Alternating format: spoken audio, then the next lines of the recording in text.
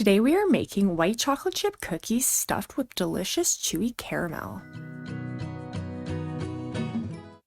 In a medium bowl, combine 1¼ cups of all-purpose flour, 1/4 teaspoon of sea salt, and 1/2 teaspoon of baking soda. Whisk this until it is well combined.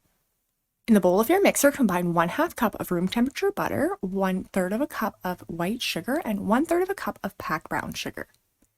Cream this using the paddle attachment on low for about 2 minutes or until the sugar is well incorporated. Add in 1 teaspoon of vanilla extract as well as 1 large room temperature egg and mix on low for 2 minutes until the mixture is nice and airy. Slowly incorporate your dry ingredients, mixing well after each addition.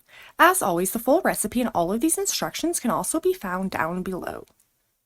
Once all of your dry ingredients are mixed in, you're going to want to pop this off of your stand mixer. Add in 1/2 a cup of white chocolate chips and mix this until everything is well combined. You could also use your stand mixer for this step. I just find it breaks up the white chocolate chips. Now I'm going to be using 2 different types of caramels for stuffing my cookies, and you can use whatever you have on hand. Homemade would be best, but I just didn't have time.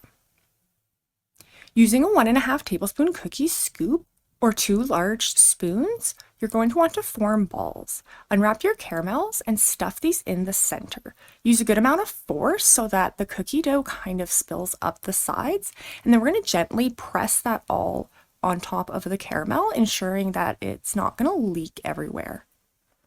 Now we're just going to place this onto our parchment-lined cookie sheet. Continue scooping and stuffing your cookies. I got exactly 18 cookies from this recipe, but it might vary a bit depending on the size of scoop that you use. Take the remaining 1/4 cup of white chocolate chips and place a few on top of each cookie. These will bake in an oven preheated to 350 Fahrenheit or 175 Celsius for 8 to 10 minutes. Allow them to cool on the pan for a moment and then move them to a wire rack. I definitely recommend not letting these cool completely because the caramel is so much better when it's still warm. You can see it peeking through the bottom here. These cookies are incredibly soft and tender and delicious. If you have enjoyed this recipe, I'd appreciate it so much if you would like or subscribe. And as always, thanks so much for watching.